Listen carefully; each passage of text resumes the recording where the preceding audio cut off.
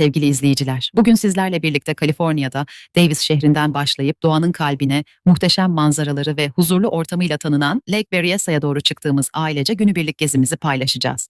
Yol boyunca kameramızı da açık tuttuk. Çünkü hem bu güzel manzaraları sizlerle paylaşmak hem de benzer bir gezi yapacak olan Atavatan TV izleyicilerimize yol gösterici bir içerik sunmak istedik. Öncelikle Davis hakkında kısa bir bilgiyle başlayalım.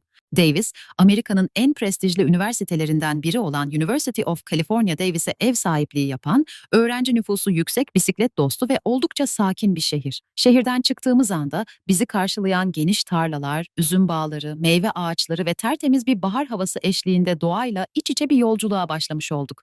Lake Berryessa, Davis'e yaklaşık 40 mil yani ortalama 1 saat uzaklıkta. Yol boyunca yemyeşil vadilerden geçtik. Bazı virajlı yolları tırmandık ama manzara kesinlikle buna değerdi. Hatta yolun bazı noktalarında, yol kenarlarında gezinen geyikler gördük. Bu da çocuklarımız için ayrı bir heyecan oldu. Yol ilerledikçe uzaktan parıldayan göl görünmeye başladı ve hepimizde tatlı bir sevinç uyandı. Peki bu gölün hikayesi nedir? Lake Berryessa nasıl oluştu? Lake Berryessa, 1950. yıllarda Putah Deresi üzerine kurulan Monticello Barajı sayesinde oluşmuş yapay bir göldür. İlginçtir ki baraj yapılmadan önce bu bölge Monticello adında küçük bir tarım kasabasıydı. Ancak baraj projesi için kasaba tamamen boşaltıldı. Hatta mezarlıklar bile taşındı. Tüm bu bölge sular altında kaldı ve bugünkü Lake Berryessa ortaya çıktı. Gölün ismi ise 1800. yıllarda bu topraklarda yaşamış olan Berryessa ailesinden geliyor. Monticello Barajı'nın hemen yanında ise çok ilginç bir yapı var. Glory Hole adı verilen devasa bir taşma noktası. Yaklaşık 2 metre çapında, derinliği ise 60 metreyi bulan bu delik fazla suyu boşaltmak için kullanılıyor. Özellikle yağışlı kışlardan sonra çalışmaya başladığında adeta görsel bir şova dönüşüyor.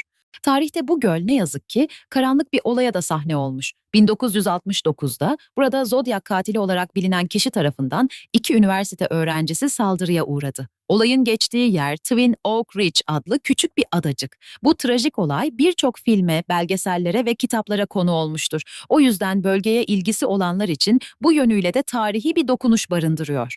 Bizim tercih ettiğimiz piknik noktası ise Oak Shores, gölün en popüler günübirlik alanlarından biri. Burada göl kenarında masalar, barbekü alanları, çocuklar için ayrılmış güvenli yüzme alanları var. Eğer erken saatlerde gelirseniz gölgeli bir masa bulmak oldukça kolay. Biz sabah erken yola çıktığımız için rahatlıkla güzel bir yer bulduk. Günübirlik giriş ücreti ise sadece $5. Ancak burada ateş yakmak kesinlikle yasak. Bu yüzden yanınızda propan gazla çalışan bir taşınabilir barbekü ocağı getirmenizi tavsiye ederiz. Zaten yerleşik barbekülerin çoğu bu şekilde çalışmak üzere tasarlanmış. Oak Shores ismi nereden geliyor derseniz, oak İngilizce'de meşe demek. Gerçekten de bu bölgede bolca büyük meşe ağacı bulunuyor. Bu da sıcak günlerde size güzel bir gölgelik sağlıyor. Lake Berryessa'da neler yapılır? Aktiviteler saymakla bitmez. Tekne ve jet ski. Göl çevresinde 2 marina var. Dilerseniz kano ya da paddleboard kiralayıp gölde serbestçe dolaşabilirsiniz. Balıkçılık, göl, alabalık, yayın, levrek gibi soğuk ve sıcak su balıklarıyla dolu. Balık tutmayı sevenler için cennet gibi bir yer. Yüzme, yazın su sıcaklığı 24-25 dereceye kadar çıkıyor. Ama unutmayın, gölde can kurtaran yok. Yürüyüş ve kuş gözlemi. 6'dan fazla yürüyüş parkuru var. Kartallar, yırtıcı kuşlar, yaban hindileri sıkça görülüyor. Kamp, özellikle Spanish Flat Recreation Area'da kamp yapılabiliyor. Rezervasyonla çadır ya da karavanla kalınabiliyor. Bisiklet, göl çevresindeki yollar bisiklet sürmeyi sevenler için oldukça keyifli. Piknik, göl çevresinde gölgeli, sessiz ve huzurlu alanlar var. Sadece doğayı dinlemek bile yeter. Napa Vadisi'ne de çok uzak değiliz. Lake Berryessa, dünyaca ünlü Napa üzüm bağlarına da oldukça yakın. Eğer vaktiniz varsa göl gezinizden sonra Napa'daki bir bağ evine uğrayıp manzarayı izleyebilirsiniz. Eğer siz de bizim gibi hem doğayla iç içe olmak, hem yüzmek, hem de çocuklarla güzel bir gün geçirmek istiyorsanız, Davis'ten Lake Berryessa tam size göre bir rota. Sayın izleyicilerimiz, hazırlıklı gelin, sabah erken çıkın ve bu doğa harikasının tadını çıkarın. Umarız bu vlog hem size ilham verir hem de yolculuğunuzu kolaylaştırır. Şimdi ise size yol boyunca keyifle izlediğimiz doğal manzarayla baş başa bırakıyoruz. Atavatan TV'ye abone olmayı, videoyu beğenmeyi ve paylaşmayı unutmayın. Bir sonraki gezimizde görüşmek üzere. Hoşça kalın.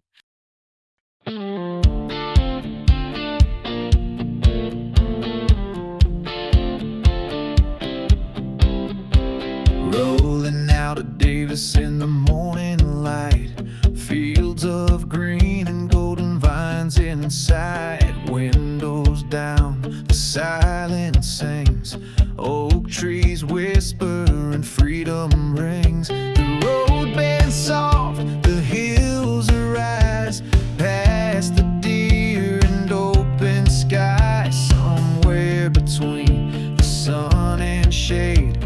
chase the calm that never fades.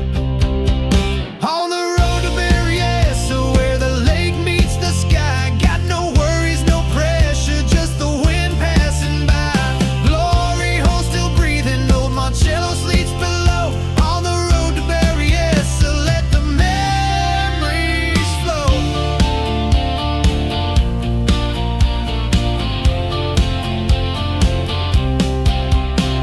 Spanish flat with fire pits warm, laughter dancing through the swarm. Paddles cut the mirror deep, children splash, the willows weep. Oak Shores gives us shaded peace, jet skis hum and moments freeze. Barbecue smoke in the breeze, and time just gently takes its ease. On the road to Berryessa, where the stories unfold, where the past still whispers in the water's cold. Let the sun write a chapter on these canyon walls. On the road to Berryessa, we hear nature's call.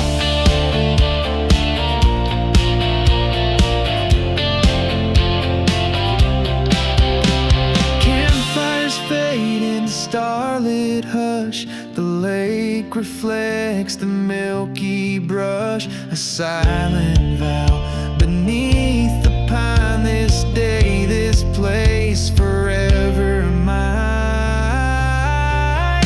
On the road to Berryessa, no map could ever show the joy we find together where the still waters flow. One more mile, one more song where our hearts belong.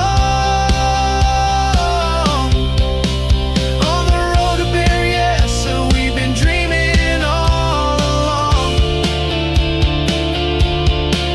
Just a little drive from home, but it feels like worlds away. Berryessa in our rear view, but in our hearts it'll stay.